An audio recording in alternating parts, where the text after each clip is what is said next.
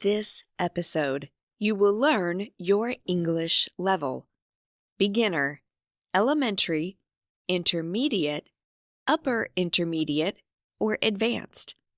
You don't need a test. You don't need a teacher. You just need your ears and a little focus. You will listen to 6 short stories, 1 for each level. If one story feels easy and the next one feels difficult, that's perfect. That's how you find your level. The first level is A1 or beginner. In this level, English is simple and clear. The sentences are short. The words are common and easy. If you can understand this easily, you are at least A1. My name is Anna. I am 26 years old. I live with my parents. We have a small dog. His name is Max. I like my dog very much. We live in a small house. The house has 3 rooms: a living room, a kitchen, and a bedroom. Our house is clean and quiet. There is a park near the house. I go to the park every evening. I walk with my dog. He runs and plays with other dogs. I sit on a bench and watch him. The park is green and beautiful. Every morning, I wake up at 7 o'clock. I get up. I eat breakfast in the kitchen. I drink tea. After breakfast, I brush my teeth. Then I go to work. I work in a small shop. It is near my home. I walk to work. It takes 10 minutes. In the shop, I sell food and drinks. I help customers. I take money and give change. My boss is kind. My work is easy. At 12 o'clock, I eat lunch. I eat rice or a sandwich. Sometimes I drink coffee. At 5 o'clock, I finish work. I go home. I am tired but happy. I cook dinner for my parents. We eat together. We talk and laugh. After dinner, I wash the dishes. In the evening, I watch TV. Sometimes I listen to music. Sometimes I read a small book. At 10 o'clock, I go to bed. I am sleepy. My dog sleeps next to me. Before I sleep, I think about my day. I feel good. My life is simple, but I am happy every day. All right. If you understood this story easily, congratulations. Your English is at least A1. You can understand short sentences and familiar topics. Now, let's move on to A2, elementary level. Here, English becomes a little richer and more connected. Sentences are longer, and you will hear more about routines, plans, and daily activities. If you can understand this story without much effort, you are at least A2 level. My name is Kim. I live in a small apartment near the city. It is not big, but it's comfortable for me. There is a small kitchen, a bedroom, and a living room. From my window, I can see a park and some tall trees. In the morning, I often hear birds singing. I work in an office not far from home. I usually walk to work because it only takes 10 minutes. When the weather is bad, I take the bus. I start work at 8:30 and finish at 5. I answer phone calls, send emails, and help my manager with small jobs. My colleagues are friendly. We often talk during our lunch break. At lunchtime, I go to a small cafe with 2 coworkers. We sit near the window and talk about our families or our weekend plans. Sometimes we laugh a lot because one of my coworkers tells funny stories. After work, I don't go home right away. I usually go to the gym for 1 hour. I do some exercise and listen to music on my phone. When I finish, I feel tired but good. Exercise helps me relax after a long day. At around 7 o'clock, I go home. Before dinner, I take a shower and change my clothes. Then I cook something simple. Sometimes I eat while watching my favorite TV show. On weekends, my routine is different. I meet my friends in the city center. We go for coffee, walk around, and sometimes watch a movie. If the weather is nice, we sit in the park and talk for hours. Okay, well done. If this story felt easy to follow, your English is A2 or higher. You can understand short, connected sentences about real life, work, and free time. Now, get ready for B1, intermediate level. If you can follow the whole story and understand the message, you're around B1 or higher.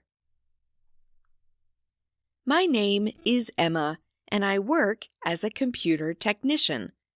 I fix laptops, install new programs, and help people when their devices don't work. I've done this job for almost 6 years now, and I still enjoy it. I like my job because it's a mix of logic and creativity. Every problem is different, and finding the right solution feels like solving a puzzle. I start work at 8 o'clock in the morning. When I arrive, I make a cup of coffee and check the list of repairs for the day. Sometimes the problems are small. A keyboard that doesn't work, or a slow system. But sometimes they're bigger, and I have to spend hours testing every part of a computer. It can be frustrating, but when I finally fix something, I feel proud and satisfied. My colleagues are friendly. We often help each other when someone has a difficult case. I think teamwork is one of the most important parts of any job. You can learn a lot from people who think differently from you. After work, I like to clean my head. I don't go home right away. Instead, I walk to the park near my office. I listen to music or just enjoy the quiet. When I get home, I cook dinner and watch something online, usually a documentary or a short film in English. In the evenings, I study online. I take a course about new computer systems because I want to open my own business in the future. It's a lot of work, but I believe it's worth it. I want to be independent and help people in my own way. On weekends, I usually relax. Sometimes I meet friends, or I go hiking in the countryside. All right, if this story made sense and felt natural to you, congratulations! Your English is at least B1. Now, let's move forward to B2, upper intermediate level. At this stage, you can understand longer stories and detailed ideas. The speaker sounds more fluent and confident.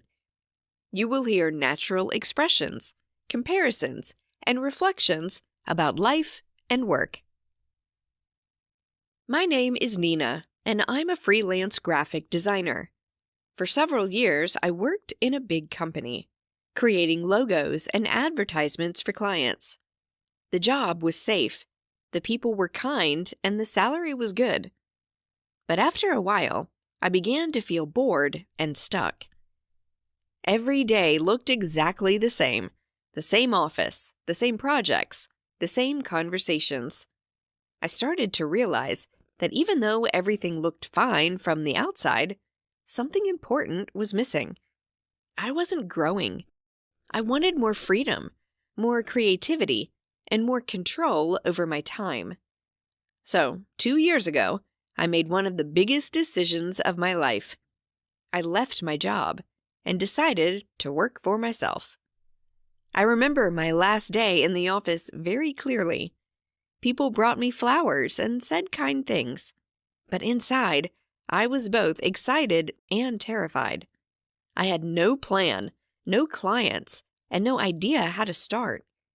But I knew that if I didn't try, I would always wonder what could have happened. At first, life as a freelancer was really hard. I woke up early every morning, opened my laptop, and tried to find work online.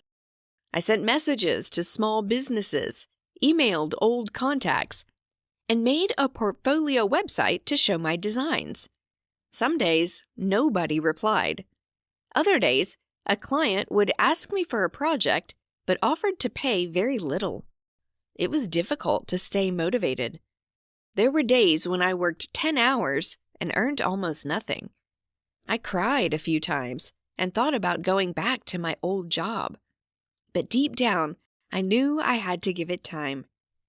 I told myself that every small step, every email, every design, every new skill would lead somewhere. To improve, I started learning again. I watched free courses online, joined webinars about design, and read articles about marketing and freelancing. I realized that being a freelancer isn't only about talent, it's also about communication and organization. You have to learn how to explain your ideas clearly, how to manage your time, and how to deal with different types of clients. Little by little, things started to change. My designs got better, my confidence grew, and new clients started to contact me. Some of them came from recommendations. People who liked my work told their friends about me. That was the moment I knew I was moving in the right direction. Now, my life looks very different. I usually start my mornings around 8. I make coffee, check my emails, and write down a list of things I need to do. My living room is also my office. It's small, but comfortable. There's a big window with lots of light, and I've decorated it with some plants and art prints. I like working there because it feels calm and personal. Not like the old office with gray walls and noisy phones. When I have a busy day, I can spend hours in front of the screen, completely focused. But I always try to take short breaks every couple of hours. I stretch, drink tea, or water my plants. Sometimes I step outside for 10 minutes just to breathe some fresh air. When the weather is nice, I bring my laptop to a cafe nearby and work from there for a few hours. Hearing the sound of people talking and cups clinking helps me feel less alone. The best part of being a freelancer is the freedom it gives me. I can choose which projects I want to do and how I want to do them. If I want to take a few days off, I can. If I want to work late at night, nobody stops me. This flexibility is something I never had before, and it makes a huge difference in how I feel about my work. I can plan my schedule around my energy, not just around office hours. That's a kind of freedom I really value. But of course, it's not always easy. There are challenges that people don't see. Working alone means there's no one to give you feedback or to tell you you're doing a good job. Sometimes I miss having colleagues to laugh with or someone to ask for quick advice. And the money isn't always stable. One month can be amazing, full of projects and good payments, and the next can be very quiet. That's stressful, especially when you have bills to pay. But I've learned to plan ahead. When I earn more, I save part of it for slower months. Freelancing has taught me to be responsible and to think long term. I've also learned how to manage clients and how not to take things personally. In the beginning, I felt bad when someone didn't like my design. Now, I understand that every person sees things differently. Good communication is everything. If you listen carefully and ask the right questions, you can usually find a way to make everyone happy. Another big lesson is about believing in yourself. When you work alone, no one is there to motivate you. You have to build that energy from inside. I remind myself that every project, big or small, is a chance to learn and improve. If something goes wrong, I try to see it as part of the process, not as a failure. In the evenings, I like to disconnect from work completely. I close my laptop, put away my phone, and do something that helps me relax. Sometimes I go for a run. Sometimes I meet friends for dinner. And sometimes I just listen to calm music while cooking. I also like drawing, not for clients, but for myself. When I draw for fun, I feel like a child again. There's no pressure, no deadlines, no one watching. It reminds me why I became a designer in the first place, because I love creating things from nothing. When I finish a small drawing that I actually like, I feel free. That simple joy is exactly what I was looking for when I decided to leave my old job. Looking back now, I'm proud of the risk I took. It wasn't easy. In fact, it was one of the hardest things I've done. But it changed me in ways I didn't expect. I've become more organized, more patient, and much more confident. Most importantly, I've learned that independence doesn't mean being alone. It means taking responsibility for your choices and trusting yourself enough to build your own path. You have to be patient. You have to walk slowly, step by step, and believe that the road you're on will take you somewhere meaningful. And it has. I may not earn as much as before, and I don't have a big team around me, but I wake up every morning feeling proud of what I do. I've created a life that feels like mine. And every time I finish a project or hear that a client is happy with my work, I smile and think, yes, this is exactly where I'm meant to be. If you understood this story easily, great job. Your English is upper intermediate or higher. Now, you're ready for more advanced English that includes deeper thinking and reflection. Let's move to C1, advanced level. Now, English becomes truly natural and expressive. You will hear more abstract ideas, longer sentences, and deeper reflections about work and life. Listen for how ideas connect and how emotions are expressed through rhythm and choice of words. My name is Caroline, and I work as a project manager for a technology company. I've been in this field for nearly 10 years, and during that time, I've realized something interesting. Managing people is often more complex than managing projects. Projects have timelines, budgets, and measurable results. People, on the other hand, have emotions, ideas, and completely different ways of seeing the same situation.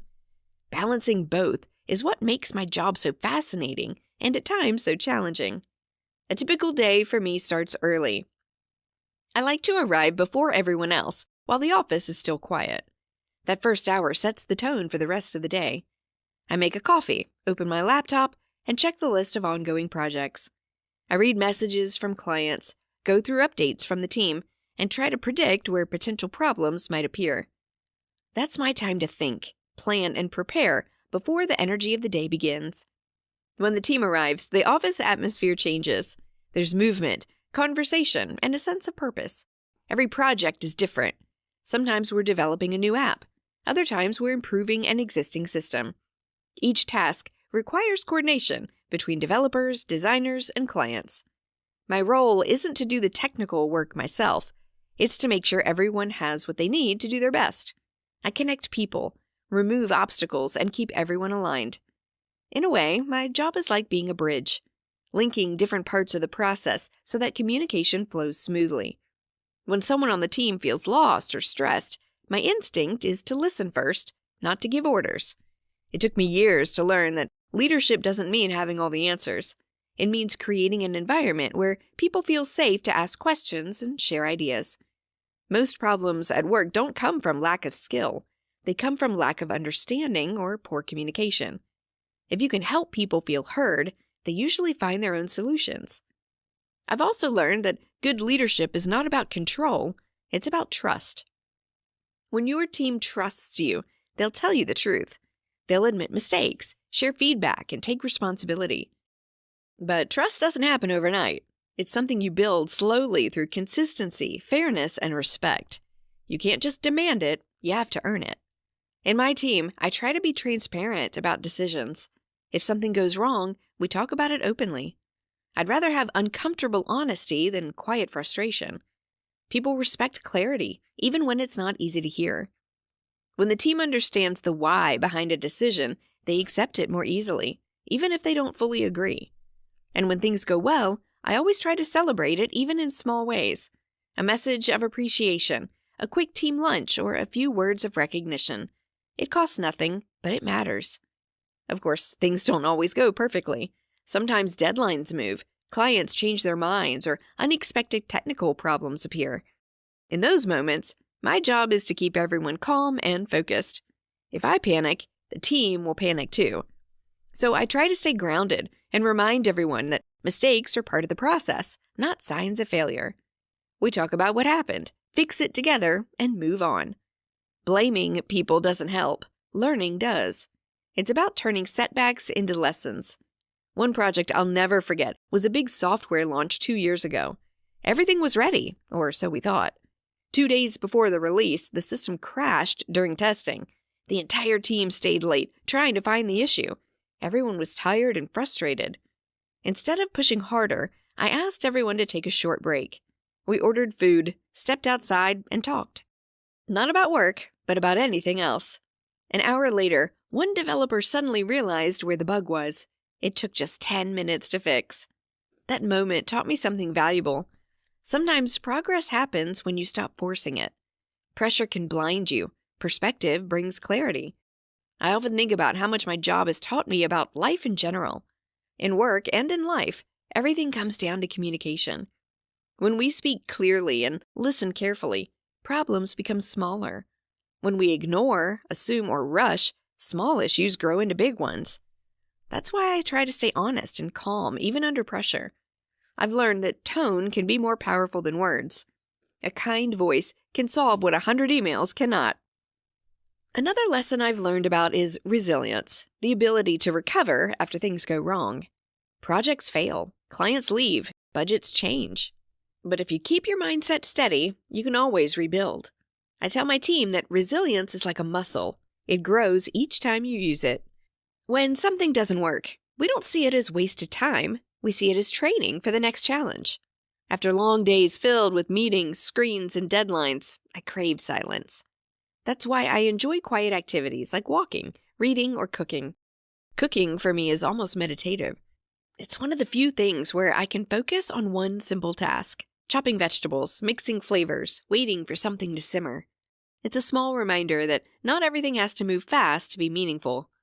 I also love reading, especially biographies and psychology books. They help me understand people better, which in turn makes me a better manager. Sometimes I see my own behavior reflected in those stories, and it pushes me to grow. Learning, I've realized, doesn't stop when you leave school. It continues quietly, every day, through the people you meet and the situations you face. People often ask me if I ever feel bored doing such simple things after such a busy workday, but I don't. For me, peace is not something you find by escaping life. It's something you build through how you respond to it. It's a choice, a daily practice. I've learned to separate what I can control from what I can't. That, I think, is one of the hardest but most useful lessons of adulthood. If there's one thing my career has taught me, it's that success isn't just about finishing projects or reaching goals. It's about growing as a person while you do it. Each challenge teaches me something new about patience, listening, and empathy. You don't learn leadership from books or titles. You learn it from experience, from people, from mistakes. You learn it from the moments when things fall apart, and you're the one who has to hold them together. And in those moments, you realize that leadership and life are not about control. They're about connection. The more you listen, the more people you trust. The more you trust them, the better they perform. And when the team succeeds, it doesn't feel like your success alone. It feels shared. That's the most rewarding part of my work. Seeing people grow. Seeing them become confident enough to lead others one day. So yes, managing projects is complex, but managing people, helping them believe in themselves, helping them find purpose, that's the real challenge, and also the real joy. Because at the end of every project, what stays with you isn't the reports or the numbers, it's the people, the lessons, and the quiet satisfaction that in some small way you made a difference. Perfect. If that story felt natural and clear, your English is at least C1. And that brings us to the end of today's journey from A1 to C1. You've listened, reflected, and tested your understanding through 5 different levels of English. Maybe you found one level easy and another a little challenging. That's completely normal. Language learning isn't a straight line. It's a process of growth. Thank you so much for listening to another episode of Pod English. I'm Kim. And until next time, keep going, keep learning, and remember, fluency isn't a finished line. It's a way of life. Bye for now.